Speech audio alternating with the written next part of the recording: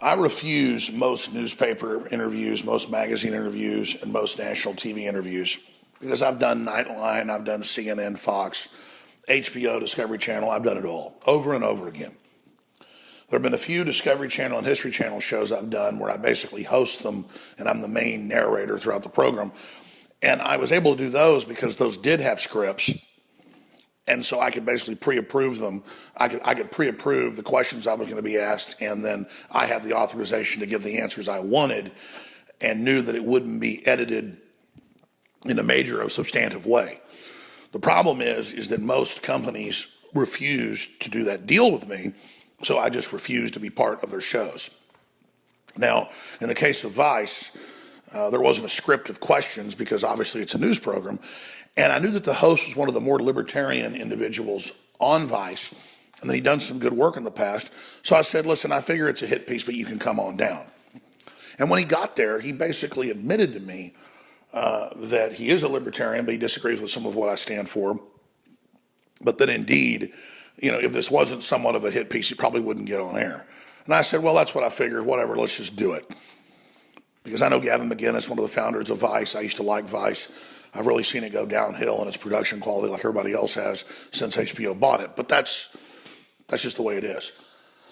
So I sit there and I waste hours being interviewed and hours being followed around at the office that day. They're up there until like 7:30 at night. And then they air a 5.5-minute piece on Vice News about getting your news from the fringe. Well, something isn't the fringe by definition if it's dominating and if it has higher ratings than a lot of mainstream news, which they admit in the piece. So it was actually fair in some ways. But then he did this Perry Mason moment thing repeatedly. And I said, oh, I see what you're doing. He wanted to have this gotcha moment where he would say something like, oh, you have this graph here on your board saying Russian state-run media is trusted. And I say, yes. And then it cuts to him going, are you effing kidding me? Are you f***ing serious? Like he's Carl the Cuck or something. When what I really said was, yes, it says it's amongst the most trusted of state-run media on this graph, but this is not my graph. All we did was invert the mainstream media graph that they'd created to point out to the public that all they did was basically stack some names on one side and other names on the other, and it was all just according to who was pro-establishment, who was anti-establishment, and the whole thing was deceptive. And so I went on to explain that the graph on the wall was one that we'd drawn on the wall before we actually created one with Photoshop to bring out this point. And anybody listening remembers whenever I actually did break that graph down and explain that it wasn't totally accurate because all we'd done was flip what they'd done. But see, that wasn't in there. It just cut to me going, yes, Russia is the most trusted media. Psh. And he goes, are you effing kidding me? So he then goes on to say, Alex, doesn't just have a reality problem here. He's got it in other places. So at key parts, they had to twist or manufacture what I said to misrepresent it to the public.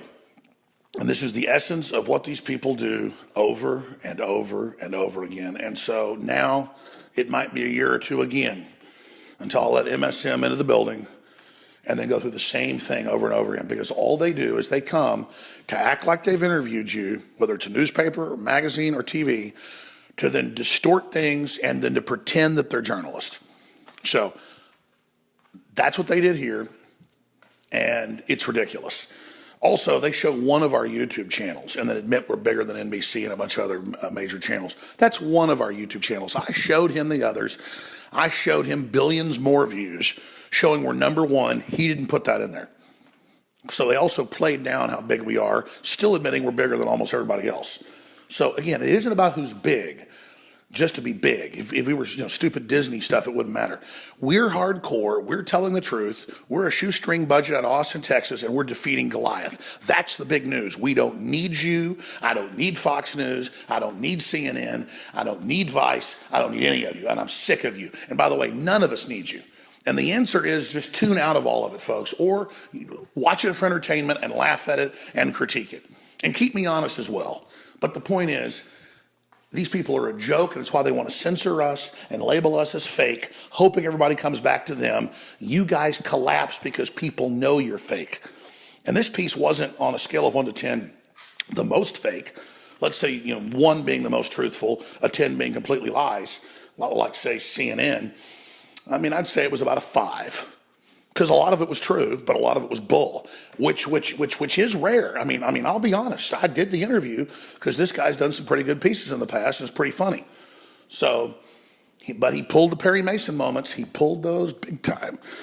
Here's a few of the clips. Alex Jones is probably America's best known and most influential conspiracy theorist. Jones's radio program and online television network reaches millions, with frothing rants claiming the Sandy Hook massacre was a hoax and that 9/11 was an inside job. On a conference room whiteboard, his staff had mapped out media organizations they believe are enemies of freedom. I noticed that you're the most free and independent is, oddly enough, you. Yes. How do you know how we got here? I was just saying, used to Vice, before it was owned by the bigwigs, would be kind of more over here, but now it's kind of the middle. So I just want to be clear that Vice is here on the Tyranny and Freedom Index, but these two who are owned by the Kremlin are more free than the media organization that you're talking about. No, they're up at the top and state-run. But they're also closer to the freedom. Yeah, I mean, I found their stuff to be more based in reality. Are you fucking serious? Donald Trump, knew who I was, knew what I was doing.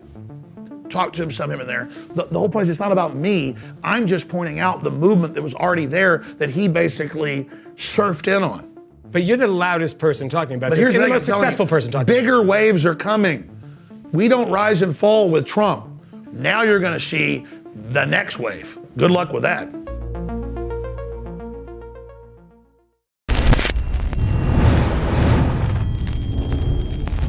Talk show host is Alex Jones. He's a conspiracy theorist. Radio talk show host Alex Jones. Alex Jones. Jones is the wildly popular conspiracy theorist. Radio talk show host and conspiracy theorist Alex Jones. Deeply, I think, racist. I just got called racist by MSNBC. I don't want that man to have a gun. 1776 will commence again if you try to take our firearms. The Alex Jones Show. Watch the free stream live at Infowars.com/show.